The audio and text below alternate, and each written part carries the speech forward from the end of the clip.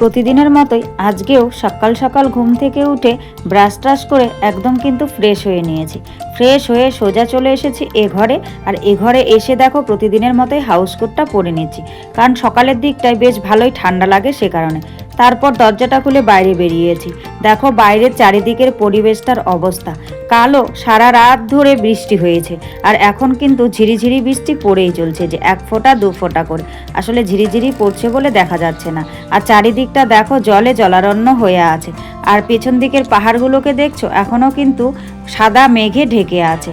আর চারিদিকের পরিবেশটা দেখো, মানে পাহাড়গুলো সাদা মেঘে ঢেকে আছে, আর আকাশটা কালো মেঘে কিন্তু এখনও ছেয়ে আছে।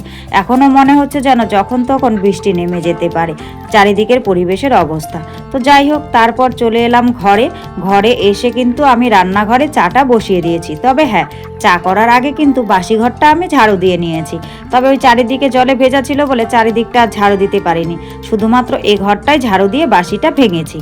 তারপর রান্নাঘরে গিয়ে এক কাপ চা করে নিয়ে চাটা নিয়ে সোজা এ ঘরে চলে এলাম। এ ঘরে এসে বসে বসে চা খাচ্ছি। তো চলো চা খেতে খেতে নিজের পরিচয়টা দিয়ে নিই। শুভ সকাল আমার প্রিয় বন্ধুরা, সকলে কেমন আছো? আশা করছি যে যেখান থেকে আমার এই ভিডিওটি দেখছো সকলে ভালো আছো, সুস্থ আছো। আর আমরাও খুব ভালো আছি।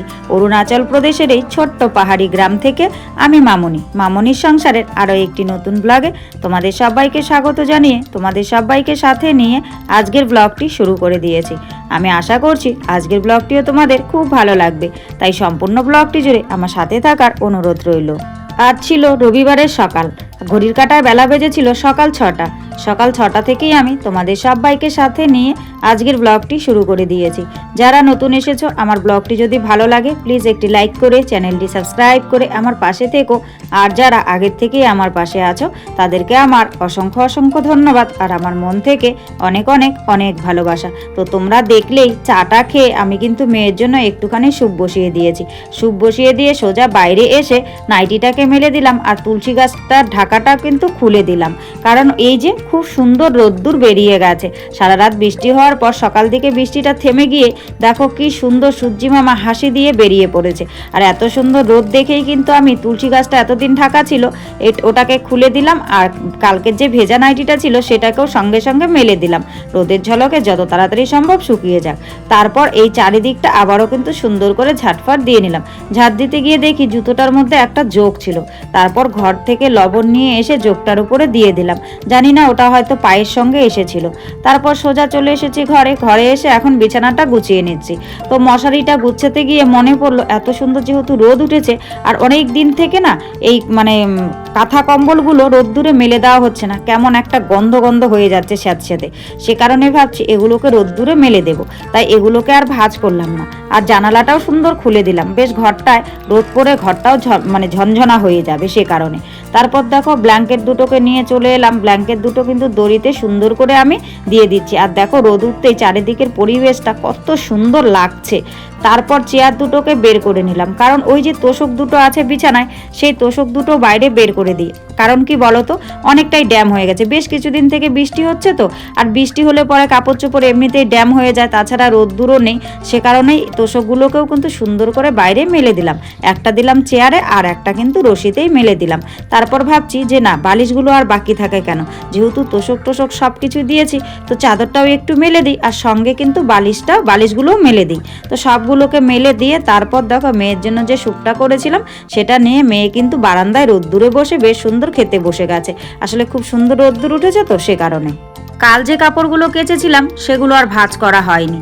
আর আমার এরকমই হয় জানো তো, যেদিনকে কেচে দিই সেদিনকে আর ভাঁজ করতে কেন জানি না ইচ্ছে করে না।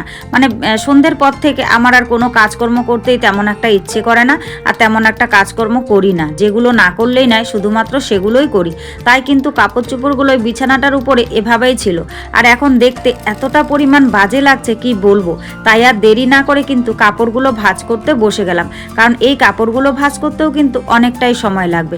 আর খুব ভালো হয়েছিল, কালকেও একটুখানি রোদ্দুর দিয়েছিল, সেই রোদ্দুরে বেশ সুন্দর কিন্তু এগুলো কেচে দিয়েছিলাম।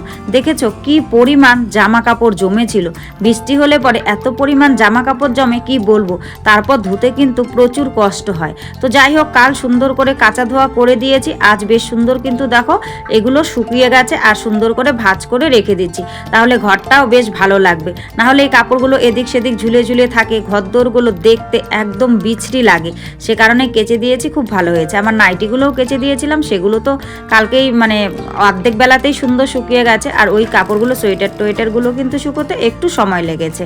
তারপর সবগুলো কাপড় সুন্দর করে ভাঁজ করে নিলাম, এক এক করে ভাঁজ করে নিয়ে আর কর্তামশায়ের যে শার্ট দুটো আছে সেগুলোকে ওই তারকাটার মধ্যে, তারকাটা বলছি কেন, ওই র্যাকের মধ্যে ঝুলিয়ে রাখবো। ঝুলিয়ে রেখে দিয়ে কাপড়গুলোকে সুন্দর করে দেখো তাকটার মধ্যে আমি কিন্তু রেখে দিচ্ছি। আর আলাদা আলাদা করে রাখছি, যার কাপড় যেখানে রাখা হয়, মানে 3টা তাক করেছি, একটাই আমার, একটাই মেয়ের, একটাই কর্তামশায়ের।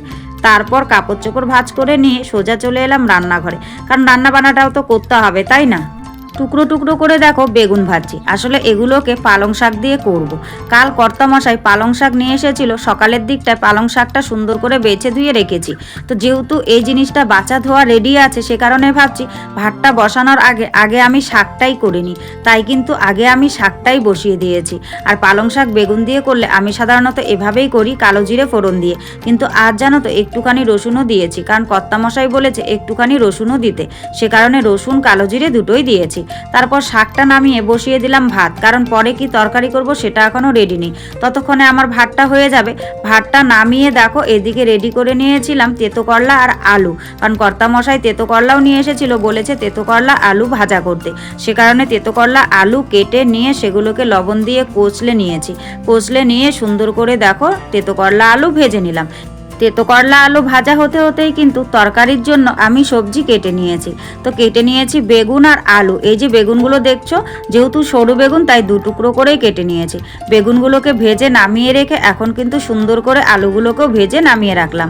নামিয়ে রেখে সুন্দর করে মশলাটাকে কষিয়ে নিয়ে এখন ভেজে রাখা আলু আর বেগুনটা দিয়ে দিলাম। তো আলু বেগুনটা সুন্দর করে কষানো হয়ে গেলে এখন কিন্তু দিয়ে দিলাম আমি জল। এটা কি দিয়ে কি রান্না করব বলো তো, আসলে কি বলো তো, এটা একটা ঝোল করব, মাছের ঝোল, তবে মাছ কিন্তু তেমন একটা নেই, শুধু মাছের মুড়ো আর লেজ দিয়ে এই ঝোলটা হবে। আর এদিকে রান্না হতে হতেই জানো তো হুড়মুড় করে মুষলধারে বৃষ্টি নেমেছে। তারপর রান্নাটা কোনো রকম জল দিয়ে দৌড়ে কিন্তু আমি যা রোদ্দুরে মেলে দিয়েছিলাম তোমরা দেখেছিলে, সবগুলো তড়ি ঘড়ি ঘরে নিয়ে এলাম। ওই যে বললাম না, ভাগ্য খারাপ থাকলে ভগবানও সাথ দেয় না, কি আর বলবো। আজ একটু রোদ উঠেছে দেখে সুন্দর করে এগুলো মেলে দিয়েছি, ভেবেছি খুব সুন্দর শুকিয়ে টুকিয়ে ঘরে নিয়ে আসবো, কিন্তু সেরকমভাবে আর শুকোতে পারলাম না, হঠাৎ করে আবার বৃষ্টি নেমে গেল।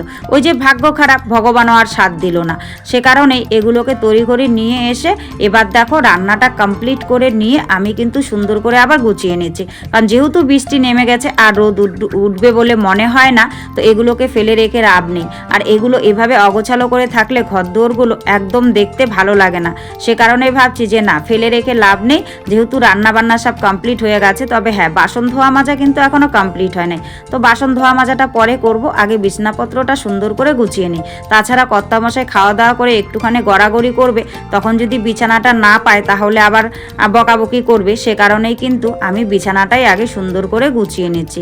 তবে আজ কিন্তু চাদরটা একটুখানি উল্টো করে পাতলাম ঝেড়ে ঝুড়ে। আর তবে হ্যাঁ, পুরোপুরি রোদ্দুর না লাগলে যতটুকু লেগেছে মোটামুটি কিন্তু কাজ চলে যাবে। তো যাই হোক বন্ধুরা, সব মিলিয়ে আজকের ব্লগটি তোমাদের কেমন লেগেছে অবশ্যই কিন্তু তোমরা কমেন্ট করে জানাতে ভুলো না। আর আজকের ব্লগে যদি কিছু ভালো লাগে তাহলে প্লিজ একটা লাইক করো, কমেন্ট করো, শেয়ার করো, আর আমার চ্যানেলটিকে সাবস্ক্রাইব করে এভাবেই আমার পাশে থেকো। সকলে ভালো থেকো, সুস্থ থেকো, দেখা হচ্ছে পরের ভিডিওতে। টাটা।